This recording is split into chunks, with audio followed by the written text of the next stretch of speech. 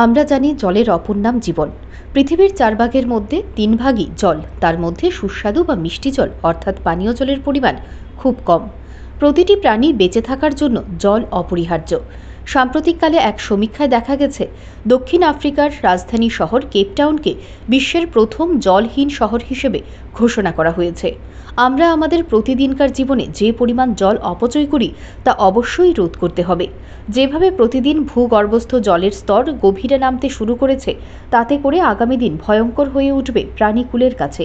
তাই দায়িত্বশীল নাগরিক হিসেবে আমরা যদি এখনও সচেতন না হই কিংবা অন্যকে সচেতন না করি, তাহলে নিজের পায়ে নিজে কুড়ুল মারা ছাড়া আর কিছুই নয়। সেদিকে লক্ষ্য রেখে সোমবার আগরতলা শহরে পথচারীদের মধ্যে সচেতন করতে ত্রিপুরা দূষণ পর্ষদ ও ওমেন্স কলেজের এনএসএস ইউনিটের উদ্যোগে জল সংরক্ষণ সম্পর্কে জনসচেতনতা বৃদ্ধির উপর একটি জনসচেতনতা র্যালি ও লিফলেট বিলি করা হয় পথ চলতি মানুষদের মধ্যে। জল অপচয় করব না, বৃষ্টির জল ধরে রাখবো, পুকুর ভরাট করব না এবং পর্যাপ্ত পরিমাণে গাছ লাগাবো, তাহলেই এই সংকট মোকাবেলা সম্ভব হবে। এই আহ্বানকে সামনে রেখে আজকের এই প্রচার চালায় ওমেন্স কলেজের এনএসএস ইউনিটের ছাত্রীরা। সাধারণ পথ চলতি মানুষের কাছে কিছুটা হলেও সচেতনতা বাড়বে তা নিঃসন্দেহে বলা যেতে পারে। Bureau report, digital Tripura.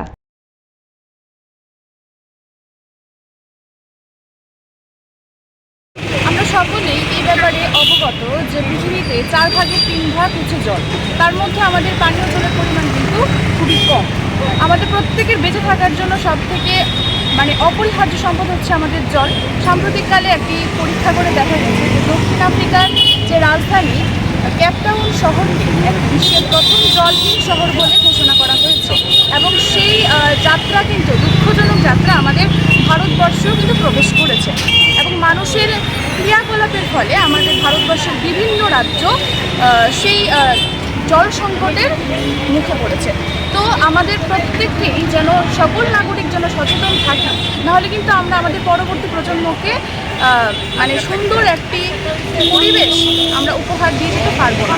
তাই আমাদের সকলকে প্রতিজ্ঞাবদ্ধ হতে হবে এবং তার জন্য আমাদের যে কোনো উপায়ে জল অপচয় রোধ করতে হবে, প্রচুর পরিমাণে গাছ লাগাতে হবে এবং নদী নালা পুকুরে যে যেরকমভাবে আবর্জনা দিয়ে ভরাটপূর্ণ হয়ে আছে তা যেন না হয় সেদিকে আমাদের নজর রাখতে হবে এবং সেই বার্তাই সকলের কাছে পৌঁছে দিতে এবং নাগরিককে সচেতন করে তুলতে আমাদের ওমেন্স কলেজের এনএসএস ইউনিট এবং দূষণ নিয়ন্ত্রণ পর্ষদের যৌথ উদ্যোগে আজকে আমাদের এই কর্মসূচি এবং আমরা চাইব সেই এরকম ধরনের কর্মসূচি যেন আমরা পরবর্তী সময় অব্যাহত রাখতে পারি।